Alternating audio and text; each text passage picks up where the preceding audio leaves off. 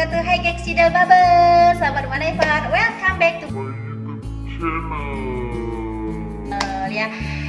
Ketemu lagi dengan aku Wina Abdulkia, dosen di Prodi D3 Kebidanan Stikes Citra 5 Bangka Belitung.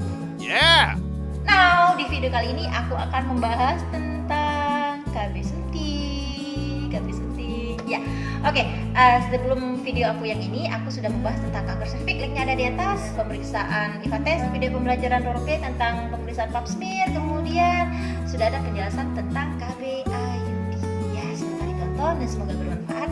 Dan jika kalian suka, silahkan like, comment, dan share sebanyak-banyaknya. Dan jangan lupa tekan tombol subscribe di bawah ini ya, guys. Terima kasih.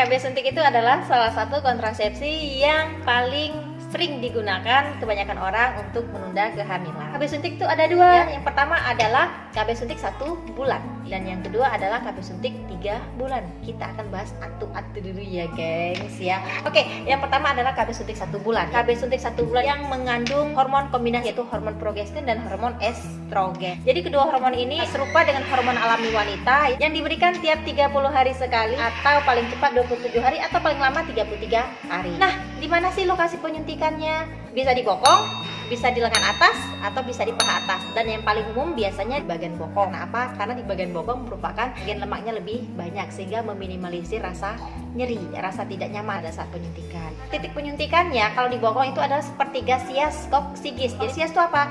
Tulang sias itu adalah spina iliaca anterior superior. Adanya di titik depan bagian pinggang kita, di bagian depan.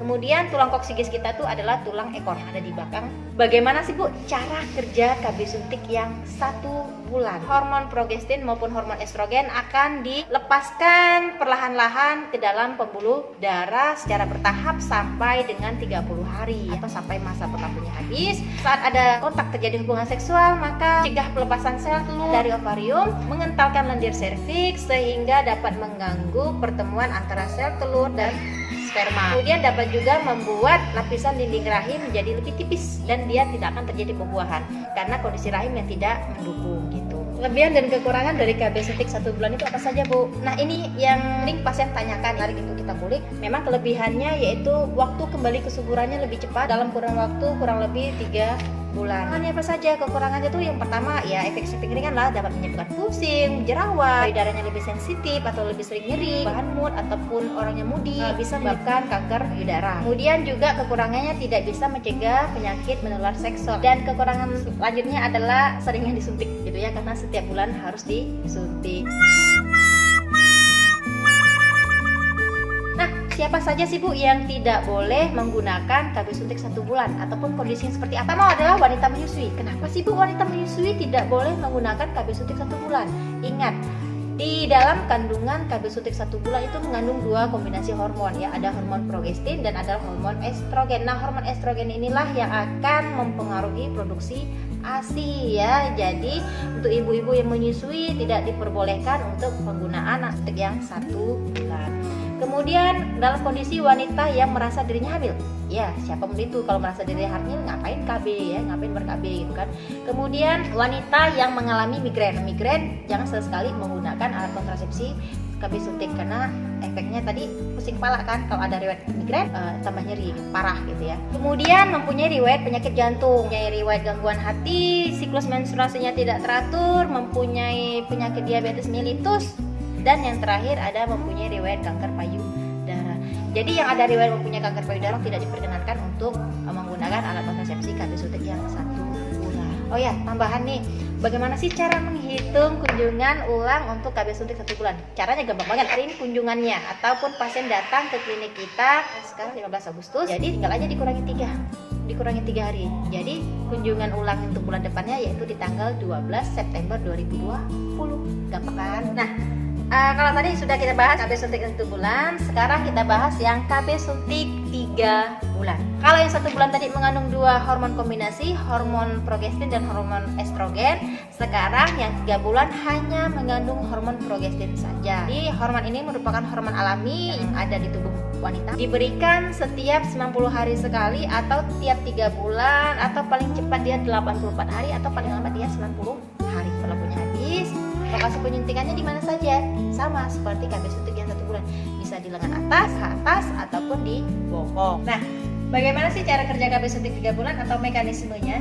Jadi setelah disuntikkan ke dalam tubuh kita, si hormon progestin tadi dia akan dilepaskan secara perlahan bertahap di dalam pembuluh darah selama 90 hari atau selama 3 bulan. Selama di pembuluh darah ya akan menahan sel telur untuk tidak keluar dari ovarium atau media serviks, sehingga akan mengganggu bertemunya sperma dengan sel telur. Seperti itu, gengs. Nah, kelebihan dan kekurangannya untuk KB suntik 3 bulan apa saja, Bu, gitu ya. Yang pertama kita bahas kelebihan dulu ya. Kelebihannya yaitu praktis, iya dong, praktis, tinggal buka cangkang langsung tusuk gitu kan, praktis ya. Penyuntikannya nggak rutin sebulan sekali ya, jadi dia hanya 3 bulan sekali, tiap 3 bulan sekali. Yang cepat, efektivitasnya sangat tinggi sampai 97%, tidak mempengaruhi produksi ASI, tidak mempengaruhi hubungan seksual, menurunkan resiko kanker endometrium, kemudian mencegah kehamilan ektopik dan penyakit radang panggung. Kekurangannya apa saja, Bu, gitu ya. Yang pertama, pemulihan masa suburnya kembali dengan lama ya, rata-rata sekitar 10 bulan sampai 1 tahun. Beda sekali dengan yang penggunaan alat kontrasepsi yang 1 bulan. Kemudian bisa terjadi gangguan siklus haid, bisa tidak haid sama sekali, ataupun kalaupun dia haid hanya bercak-bercaknya saja atau sedikit-sedikit saja. Kalau haidnya yang banyak akan menyebabkan kenaikan berat badan ya, makanya kebanyakan faktor KB suntik 3 bulan. Yang paling umum adalah peningkatan berat badan gitu ya. Bisa jerawatan, dapat terjadi juga pusing, kemudian juga adanya penurunan gairah seksual ya. Kemudian tidak bisa mencegah penyakit menular seksual ya. Sekarang kita bahas siapa saja sih, Bu, yang tidak boleh menggunakan KB suntik 3 bulan. Kondisinya seperti apa? Pertama, wanita yang merasa dirinya hamil pasti ya. Kemudian yang kedua, wanita yang mengalami migrain ya, jangan. Riwayat penyakit jantung, mempunyai riwayat gangguan hati ataupun mempunyai penyakit gangguan hati, mempunyai siklus menstruasi yang tidak teratur, kemudian mempunyai penyakit diabetes mellitus dan tidak ada riwayat penyakit kanker payudara. Untuk kelebihan dan kekurangan ini tergantung dengan kondisi si pasien masing-masing ya, karena memang yang disuntikan ke dalam tubuh kita itu adalah hormon sintetik, maka akan bertemu dengan hormon alami tubuh kita, maka dia akan berlawanan, apakah dia kalah perang ataupun dia menang dalam berperang ya. Jadi kalau si hormon alami tubuh kita menang dalam berperan ya, maka tidak akan menimbulkan efek samping. Itu juga sebaliknya. Oh ya, bagaimana cara menghitung tanggal kunjungan KB suntik yang 3 bulan? Misalkan si pasien berkunjung Agustus 2020, maka cara perhitungannya untuk kunjungan 3 bulan kemudian yaitu tanggalnya dikurangin 7, bulannya ditambah 3, tahunnya menyesuaikan. 15 Agustus berarti dikurangin 7 berarti tanggal berapa? 8, bulannya ditambah 3. Agustus, September, Oktober, November.